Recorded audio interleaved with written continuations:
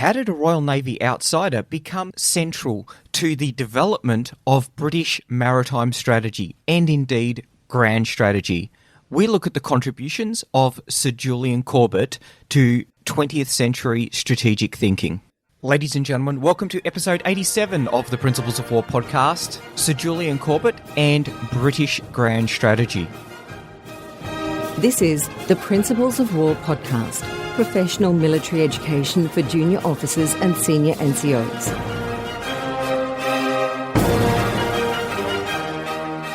It's a very lofty topic that we are tackling today, and that's why I'm very honoured to have Professor Andrew Lambert on the podcast today to help us understand it. Andrew, the preeminent naval historian of our times, is the Lawton Professor of Naval History at the Department of War Studies at King's College. He has taught at the Royal Naval Staff College, Greenwich, and at the Royal Military Academy, Sandhurst. He is a Fellow of the Royal Historical Society and was made a Fellow of King's College London in 2020. He is a prodigious author. 3 books that I've read and would highly recommend would be Admirals, Naval Commanders Who Made Great Britain, Nelson, Britannia's God of War. This was one of the key references that I used in developing the series on Nelson and Mission Command. The 3rd book is The British Way of War, Julian Corbett and the Battle for a National Strategy. Without further ado, here is Professor Lambert and our discussion about Julian Corbett and Grand Strategy. So, good morning, Andrew. Welcome to the podcast. It's a great pleasure to be with you. Sir Julian Corbett, do you want to just start out by giving us a little bit of an idea about who he was and what he did? One of the conceits of this book is that in order to think strategically, you need to know who the strategist is, where they're coming from, what their background is, what kind of assumptions they're bringing to the party, and how they're going to evolve on from there. So a book about strategy without an understanding of who the strategist is really missing the prince from Hamlet. You need to know what is making this individual tick. So Julian Corbett, born in 1854, middle of the 19th century, classic prosperous and rising middle-class family, got onto the edges of seriously moneyed status. His brother would be a member of Parliament. He himself would be closely connected with the British Liberal Party throughout his career and was more than once offered a seat in the House of Commons. But that really wasn't his strength. He was a brilliant, legally trained intellectual. He was also an outstanding writer of late Victorian prose fiction. He published 4 very successful novels. But his family wealth, his experience of travel, and I think a sense that he had a duty to do something.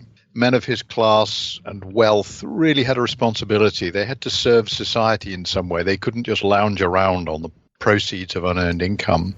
And for Corbett, he found his métier when he was invited to write about the naval past. It's typical of Corbett that the individual who asked him to write about Sir Francis Drake was a close personal family friend who happened to be the head of the Macmillan publishing dynasty. So he knew people, he moved in the right circles, he had access to the people who really were the movers and shakers of late 19th, early 20th century Britain. Having joined the writing of naval history, he rapidly rose through the ranks as he published a series of outstanding in-depth studies that took the history of the English-British Navy from Francis Drake and the Armada through to the glorious capstone of Trafalgar in a period of little more than a dozen years. But along the way, he picked up some really important friends. Admiral Sir John Fisher, the man who revitalized the Edwardian Navy and prepared it for the First World War, relied on Corbett for high-end propaganda, for policy explanations, and followed very much a similar political trajectory, a progressive liberal with a tendency towards radical change, rather than the so-called social conservatives that we tend to associate with the armed services. So Fisher is a radical, Corbett is a very progressive liberal, and they see Britain's future not as an imperial power, but as the head of a freestanding commonwealth of nations in which, as the different countries reach a political point, they become essentially self-governing. And the one thing that will unite the world the former British Empire in the future will be mutual dependence on sea communications and commerce. The ties will be all the stronger for not being based on the pulling up of a Union flag and the blowing of a trumpet every morning. There'll be ties that bind because they are ties of mutual interest. It's not at all surprising that well into the 21st century, Britain and Australia are still strategically, politically very close. The shared values that Corbett is talking about are still the shared values: liberal, progressive, inclusive, tolerant, and resistance to the threat of overpowering hegemonic states. In 1900, it was probably Germany, and in the 2020s, it's somebody else. But it's still out there, and it's still a very good reason for those countries to stick together. Corbett becomes the lead historian teaching the Royal Navy's senior officer staff course in 1902, and right through to 1914, that's his primary output. His books are written for naval officers in high ranks preparing for sustained long service. So his job is to educate the Navy, to think about the future, to prepare for the next war, and to make sure that they understand that they are part of a continuum. Naval warfare wasn't invented in 1900, and there's a great deal to learn, not just from the experience of the British past, but also of other pasts. And Corbett makes it his business to get his students to see the other side of the story. Why did the French lose? Why did the British win? These are important questions going forward as well as looking back. And ultimately, in 1911, he produced a book called Some Principles of Maritime Strategy, which is the foundation text of what we might call a British way of war. Limited maritime conflict on a global scale, designed ultimately not to defeat the enemy's army, but to destroy their economy. And this week, we are powerfully reminded that totalitarian countries with monodimensional economies are remarkably vulnerable to this. Russia had been heavily defeated in a war that broke out the year Corbett was born, the Crimean War. The Russians were not defeated by a British army in the Crimea. They were defeated by economic sanctions. Their economy collapsed into bankruptcy, and they were forced to backtrack on their aggressive plans against, in this case, Ottoman Turkey. The British had done the same to the Russians in the middle of the Napoleonic Wars as well. So there's a pattern here.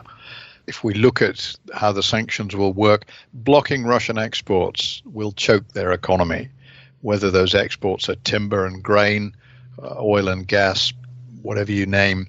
The Russians depend on external sales, and those sales are the real economic target. So Corbett would have been on board with the way we're approaching those sanctions at the present time. When the First World War breaks out, Corbett is right in the heart of the higher echelons of British government. He's working as a historian for both the Admiralty and the Committee of Imperial Defence, the not only cross-government but also cross-empire coordinating body, which has membership from Australia, Canada, New Zealand, South Africa, as well as the British Armed Services. He's writing confidential history of the Russo-Japanese War to explain how maritime strategy works in great power conflict. Tragically, the book appears in print just after the war breaks out, and his target audience is now rather too busy to read it. It is a brilliant book, and it never appeared as a publication until the 1990s because it was a confidential text. But it certainly lays out what will become his approach to his last great mission, which is to write the official strategic history of the First World War. His book is called Naval Operations, and he didn't live to finish it, which is a tragedy. But it explains how the war was conceived, how it developed. It positions campaigns like the Dardanelles, Gallipoli, campaign on the Western Front, campaigns in the North Sea in a global context. Corbett explains how the British Empire won the First World War by December 1914. The world was now under British control in terms of economics and resources, and Germany was left to fight a very big European conflict. The Germans had no access to the outer world. They ran out of really important things, and it crippled their war economy.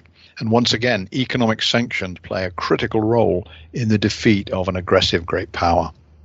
In 1922, Corbett was working through the difficulty of explaining the Battle of Jutland both to the British and to the people who were responsible for it not working very well when he dropped dead.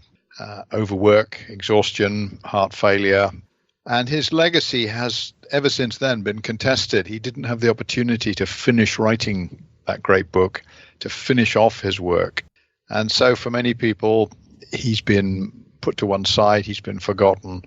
But bringing him back and bringing him back in context really does help to explain how Edwardian England thinks as it goes into the First World War. And it explains how the Royal Australian Navy was thinking when it set up, because the founding mission that was sent out to get the Australian Navy up and running, all of the members of staff of that mission had been taught by Corbett. Several of them were personal friends. And that's not accidental. Jackie Fisher made sure the Australian Navy got the best intellectual startup pack they could, and Corbett is critical here. So he is the Edwardian intellectual behind the thinking of the First World War, and his ideas both reflect past British practice and are going to shape future British practice after the anomaly of the Western Front 1914-18 has passed. And the British learn that it's not their business to take on the main enemy army in the heart of Europe. It's their business to facilitate that being done by larger and more populous countries like the United States or the Soviet Union.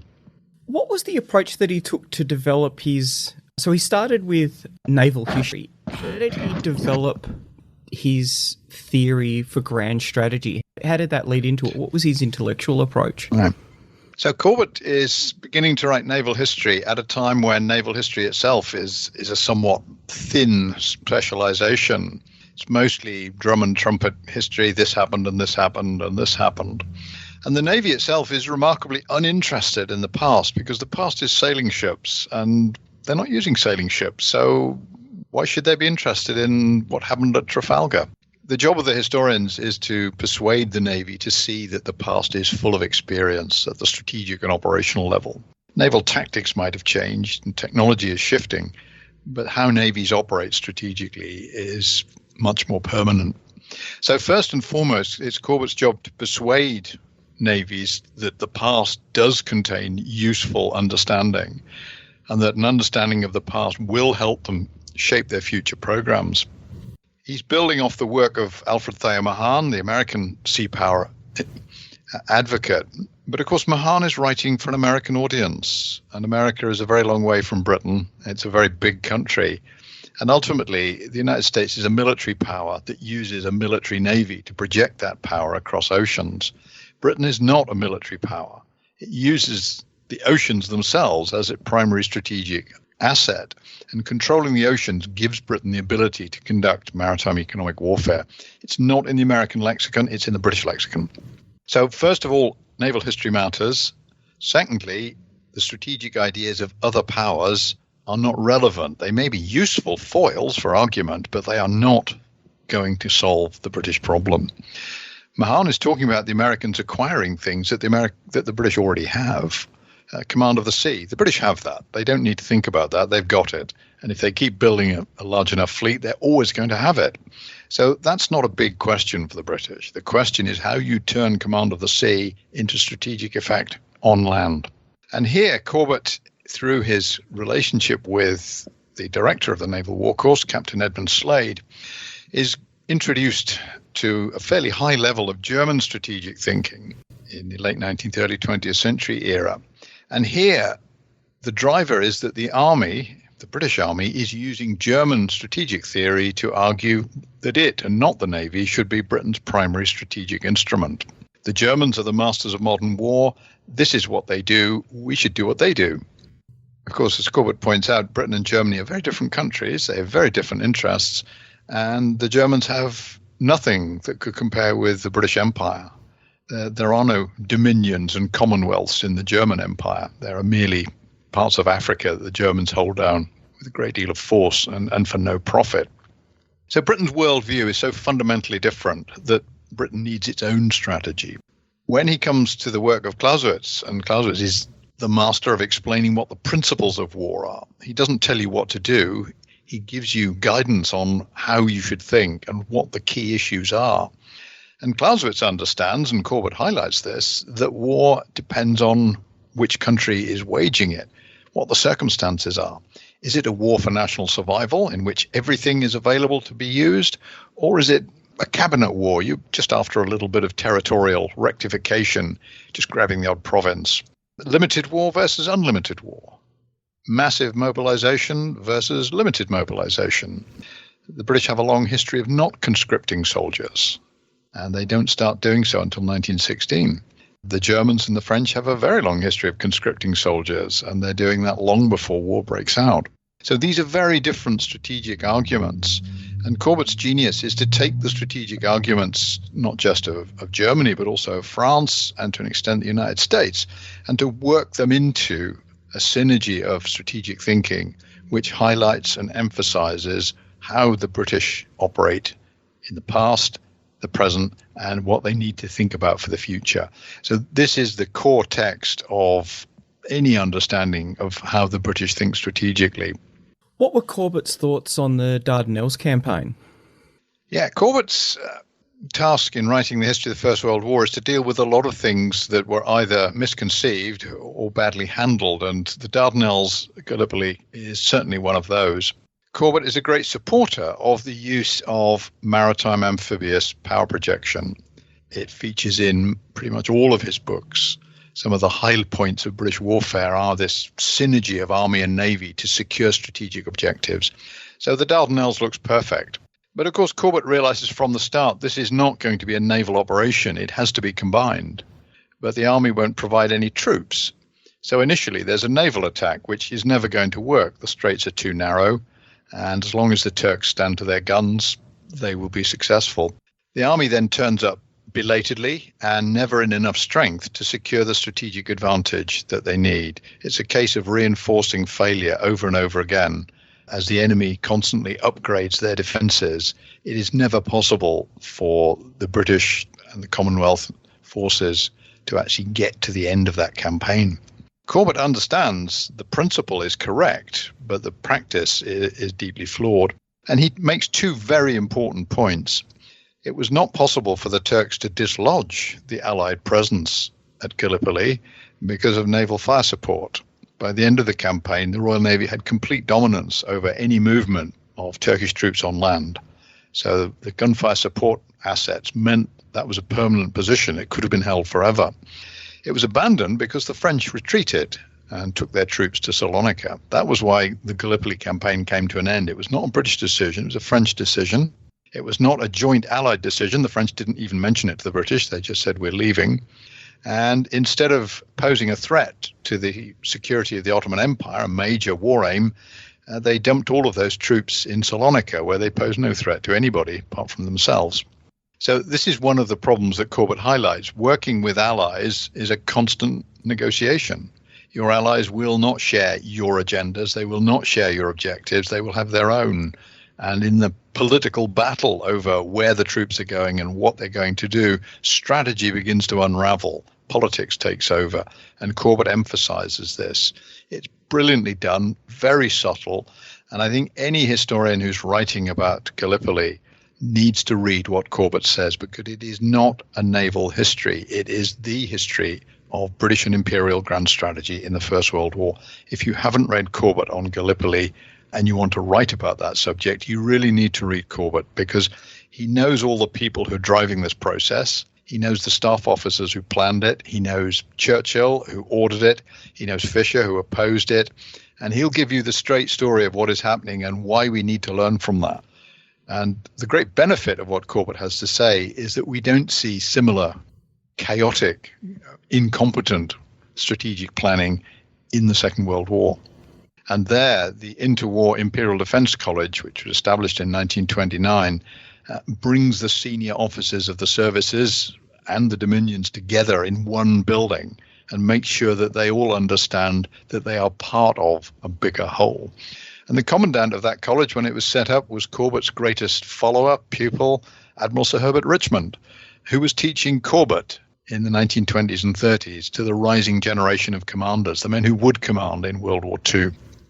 So if there are fewer mistakes in World War II, it's because they learned their lessons, and many of those lessons have been captured and processed by Corbett. So Gallipoli, it's a great what if. If enough troops had been sent soon enough, maybe.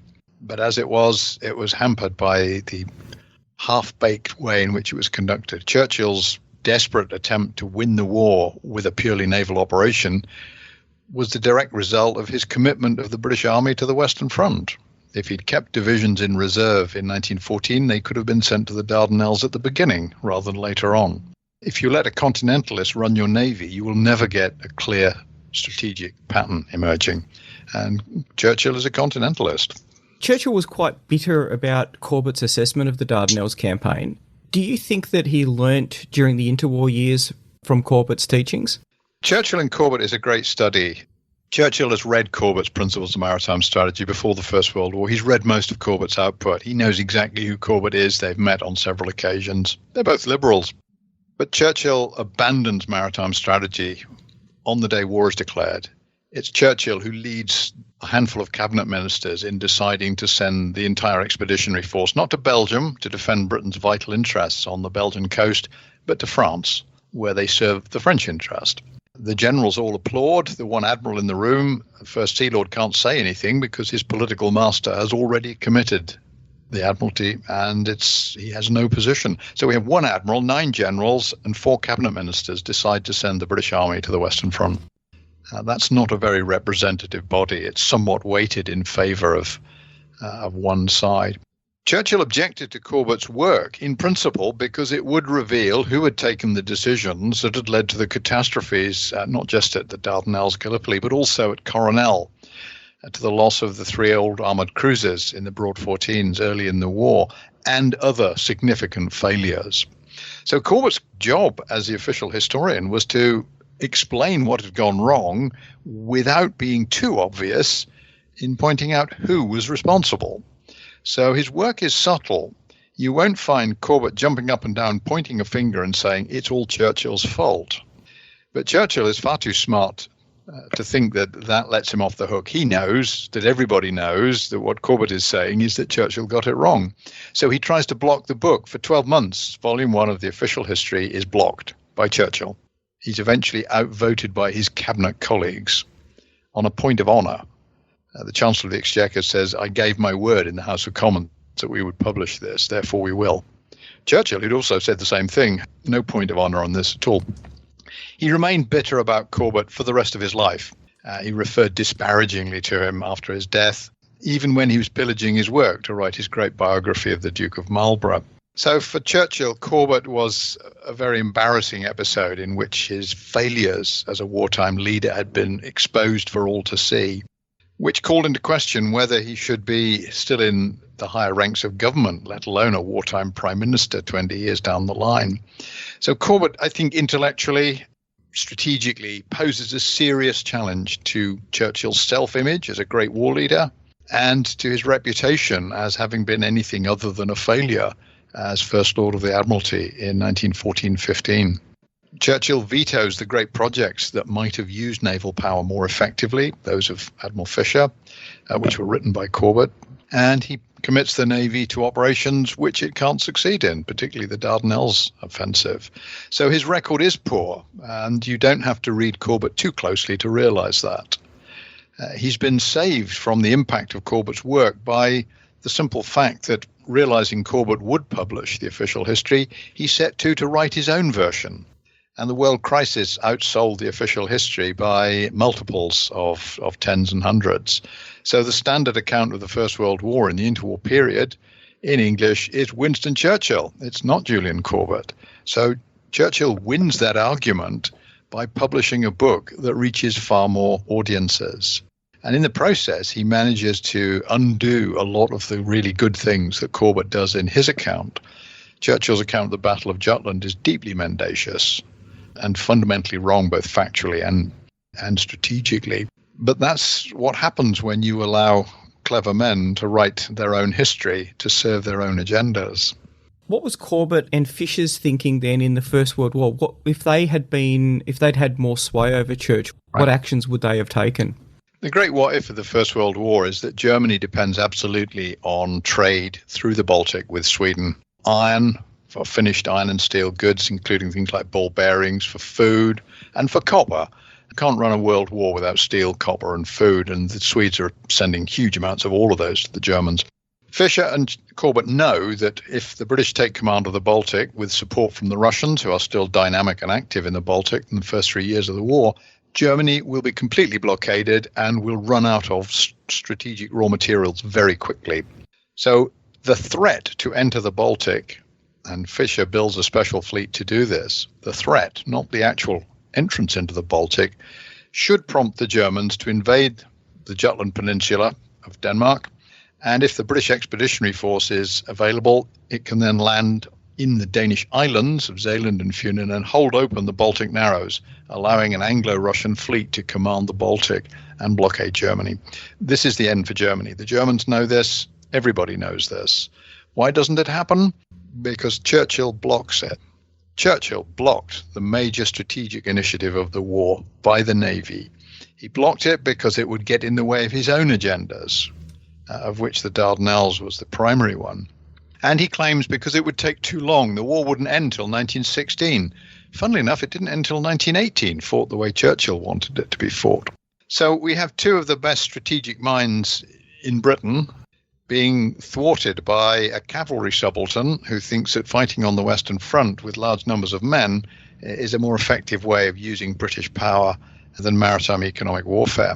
I have to say that it isn't. The tragedy is that Fisher, in his attempt to get rid of Churchill and get this policy adopted, and it was backed by Lloyd George and several others, when he blew up Churchill, he managed to blow up himself as well, and he left office at that point.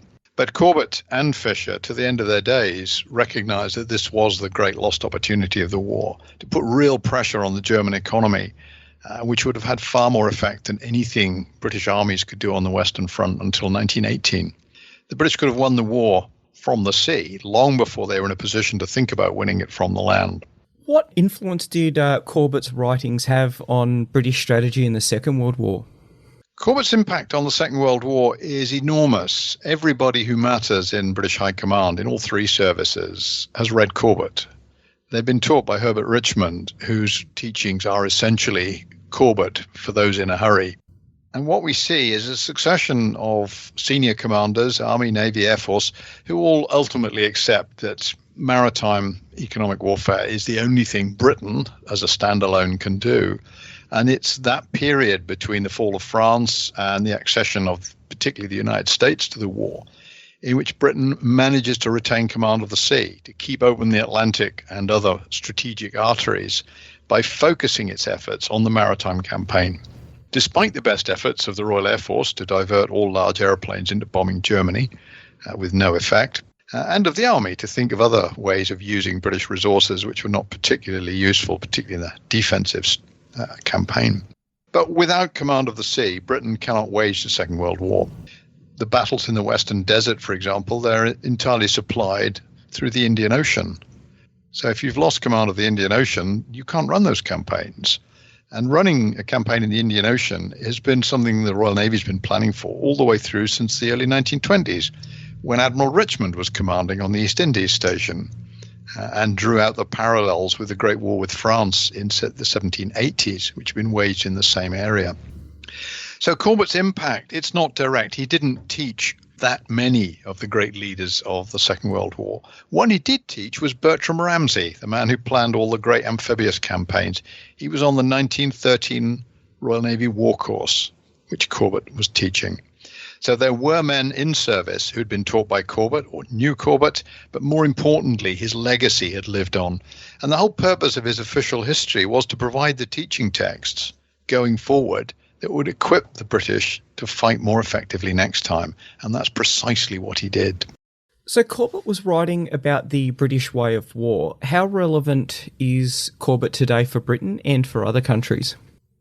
Until about 3 weeks ago, I'd said Corbett is remarkably relevant for Britain, and his impact on thinking of any power that is looking to security in East Asia maritime sphere, absolutely essential. This last few weeks, our attention has been rather dragged away to other more continental things. But that doesn't mean Britain is going to revert to being a great continental power. Britain is going to remain a globally engaged power. Its scale and significance in the world is not what it was in Corbett's day, but it is still globally operating. The voyage of the new aircraft carrier battle group to Southeast Asia, to East Asia, recent transit by a British frigate through the Straits of Taiwan, joint carrier operations with the Americans and the Japanese in the Philippine Sea. Britain is still a global maritime operator because that's its great strength. That's what it depends on. Britain absolutely depends on imported almost everything. Food, fuel, raw materials, people. Britain is absolutely dependent, and it has to be able to control the seas. It has to be part of a grand alliance that can guarantee that as far as possible on a global scale. So Britain's partnerships focus towards the maritime. Even NATO, everybody talks about NATO as if it's a military alliance. It's the North Atlantic Treaty Organization. Right at the heart of that is an enormous sea area, the area the Royal Navy fought to control in 2 world wars. It's not accidental that the British drive NATO to keep the Americans in Europe, the Germans under control, and the Russians out. Nothing has changed. As soon as the Russians start to misbehave, NATO looks remarkably relevant. So this week, NATO is a big issue, but Britain's contribution will not be large-scale military formations in Eastern Europe. That is not Britain's role in the world. Britain is exercising a great deal of influence in this crisis, providing military hardware and other forms of support. But it is not going to turn back to the Britain of 1918 with a mass army in Central Europe. That is just not plausible. There are plenty of large armies in Eastern Europe. They may need support, but it won't be large-scale numbers of troops. So Britain remains a maritime, globally engaged power. Corbett would recognize that. He would have recognized the relative decline of Britain as a great power. Britain was a great power, but it never became a superpower. It's not on the same scale as modern superpowers. It was always going to move into a different level as the United States, Soviet Union, and China reached a greater level of strength. But that doesn't mean you are allowed to forget your strategic requirements or to forget your relationships with countries that share your interests, your values, and your culture. And those are things that persist.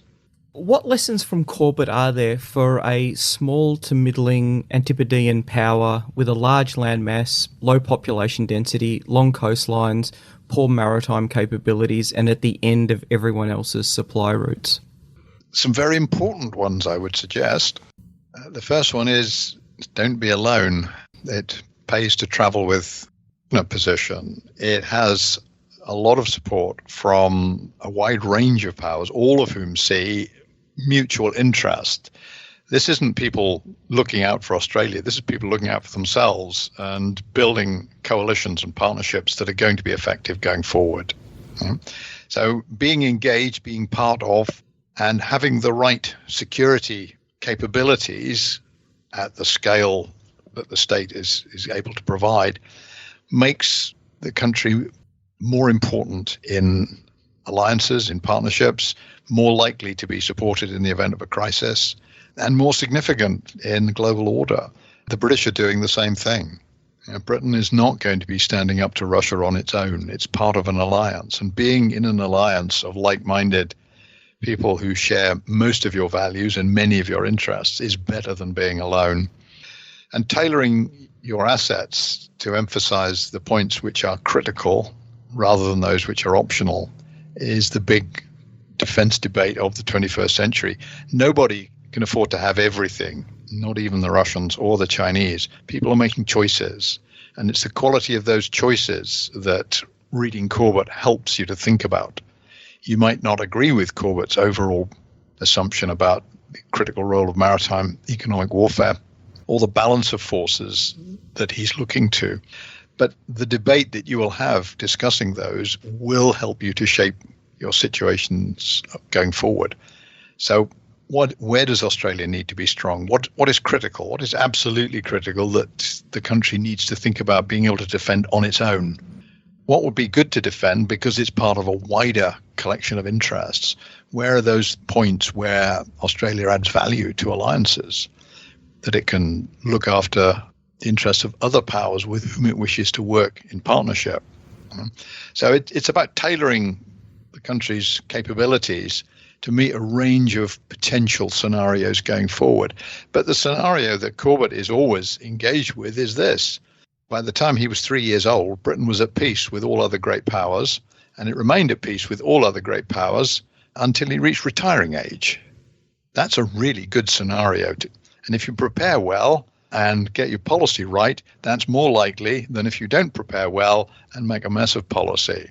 The purpose of peace is to try and preserve it. And you preserve that by having the capability to be effective if necessary, just to make sure that nobody expects an easy ride. We're looking at the Russians struggling in the Ukraine at the moment. They underestimated the enemy because the Ukrainians didn't really let on just how well prepared they were. Indeed. Corbett was trying to educate policymakers on grand strategy before and during World War I. What improvements do you think there are that we can do to the way that is conducted in the education of policymakers today? That's a hard one. Corbett's great asset in his teaching career is really very straightforward. He's exceptionally clever. He's highly educated. He's a practicing barrister. He has a law degree. He has a lot of real-world experience of local government, very widely connected. But above all, he is independently wealthy on a scale that most of us could only, dream of. He doesn't have to work. This is what he does because he feels it's his duty to be of service, and this is where his skills are most valuable. So he's able to push this career forward without ever having to worry about where the money's coming from. Corbett's not bothered about getting paid. He makes sure he does get paid because it's an esteem indicator, and he notes in his diaries how much he was paid. It's quite a lot. He gets paid more than anybody else because he's worth it. But he doesn't need the money. He could have stopped working any time he liked. He never had to start if he didn't want to. He commits his life to this, and he works himself quite literally to death. He's working 6.5, 7 days most weeks. And when the First World War is on, it's usually 7 and evenings. He doesn't stop. Didn't even stop for the Zeppelin raids. So he's committed, dedicated. We need people who absolutely believe in what they're doing. We need to think very carefully about how we structure education, because the danger is we make it rote, we make it formulaic. If you allow it to sit still for too long, it becomes pedestrian. Tired old lecturers giving tired old lectures about tired old subjects don't advance understanding. We need to keep up with what's going on, and we need to understand the past better. So we need to go at both ends of this. It's not accidental that when Clausewitz starts to think about war, he combines the study of theory with the study of practice. And his work exists in the space between those two quite distinct fields. The history is the learning that allows you to write coherently about strategy and policy. So we need to understand that no one academic discipline has the answers. The answers come from studying the problem. The problem is war. We study war to understand, to prepare for, and hopefully to avoid. And the better we study and the more widely we study, the less likely it is that we'll make mistakes. Excellent. Thank you very much for being so generous with your time and sharing some of the wisdom of Sir Julian Corbett.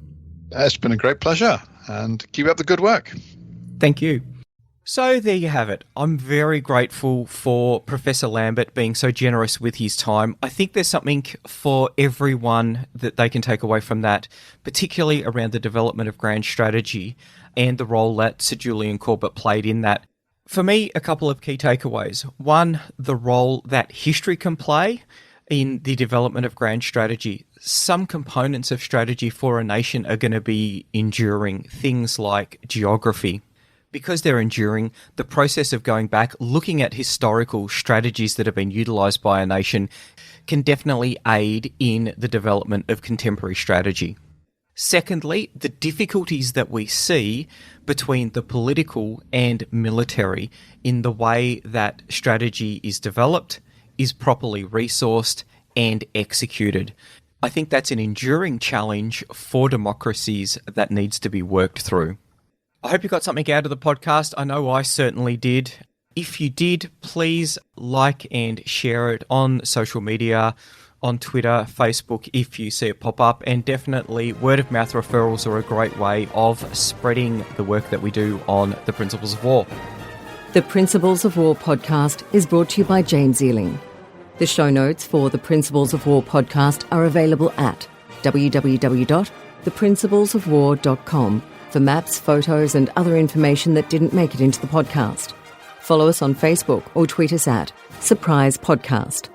If you've enjoyed this podcast, please leave a review on iTunes and tag a mate in on one of our episodes. All opinions expressed by individuals are those of those individuals and not of any organisation.